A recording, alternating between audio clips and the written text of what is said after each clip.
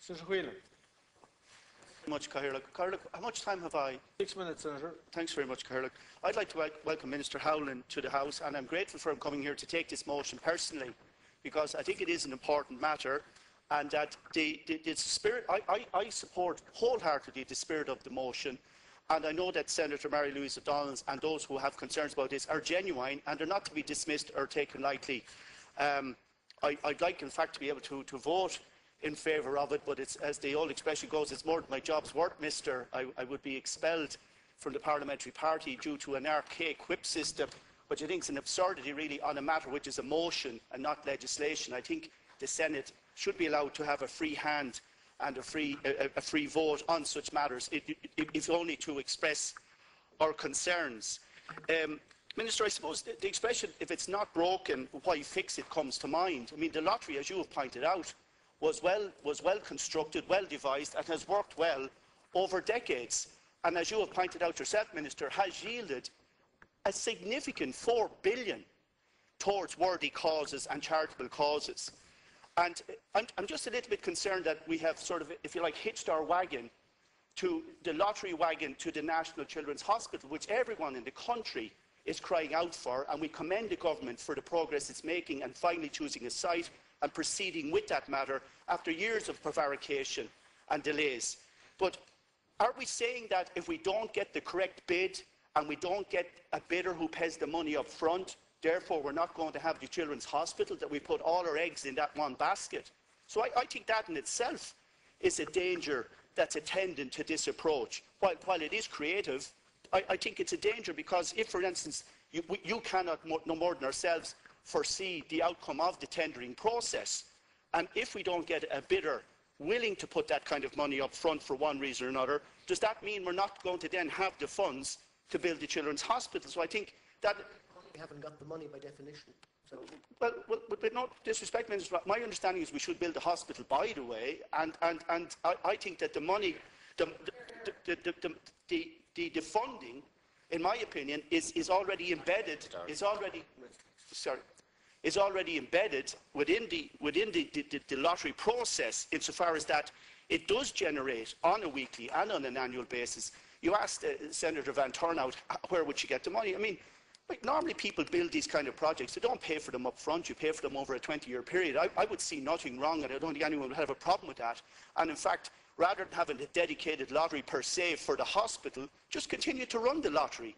And I would say there's not a citizen in the country who would mind you parking up the good causes for 4 or 5 or 6 or 7 years, whatever it took, to say all the money from the lottery that's generated.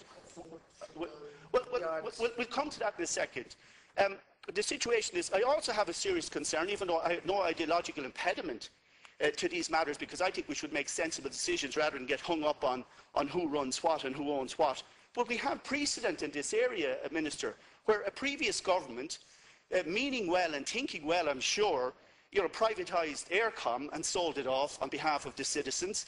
That was another get-rich-quick scheme where the citizens were going to all walk away with a windfall, and Aircom was going to become, a fantastic new company in private hands. And we all know what happened next. It was a fiasco, and we're still paying the price for that individually and collectively. For those very reasons. Yeah, very good. And therefore, I think we should also have a second look. We should have a second look at what is essentially, in my view, privatising the National Lottery. I think the same pitfalls are inherent and embedded in this legislation. And I also have a fear that there's an element going on here of, let's not waste a good crisis. Some people have a headlong interest in selling off state assets, such as the lottery, such as Quilta, as other senators have noted. And I think it's short-sighted, and it's something that should be revisited. If you look, for instance, Minister, where we turn to the private sector in terms of the roads, for instance, and the toll roads, and the toll bridges, it wasn't as if we didn't pay them enough up front to do the job and promised them enough money when motorists pay a high fee to go through the toll bridges. But now we're actually subsidising them on top of that, because of what I think was a flawed strategy and a flawed policy, because we're now topping up payments to private companies that run the toll roads. So I would say that, seeing as this government has done Trojan work, Minister, I want to commend you and your colleague, Minister Noonan, on making considerable progress towards regaining and restoring our economic independence and our economic sovereignty, and coming out from underneath the influence, if you like, and the strictures, thank you very much, Catherine, of the Troika. Seeing as we're almost there, we're within touching distance, as I understand it, of going back to the markets and having our own independence. Therefore, I would respectfully suggest that now is not the time to sell off the family silver. It is a time to hold our heads and to take a long-term view. And I do agree, Minister, that it was very important that the lottery did yield billions for the arts and community and charitable and sporting organisations. But I, in fact, would question where some of that funding actually went. I don't know if it was ever intended that it would go to exclusive golf clubs to prop up what they were at. So, you know, I think that there is not a person in the country who would begrudge this money from the lottery going to the National Children's Hospital.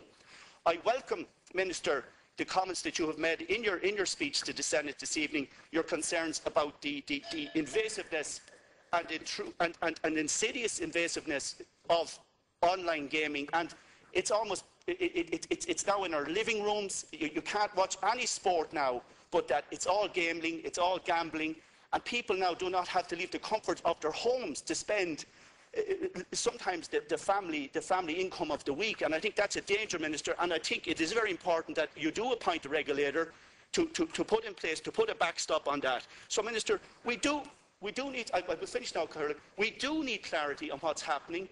We do need to make sure that if you are going to proceed as the government is minded to do so, that we are clear about exactly what's happening, and that there are safeguards embedded in the legislation to make sure that we don't create bigger problems than are intended. Thank you.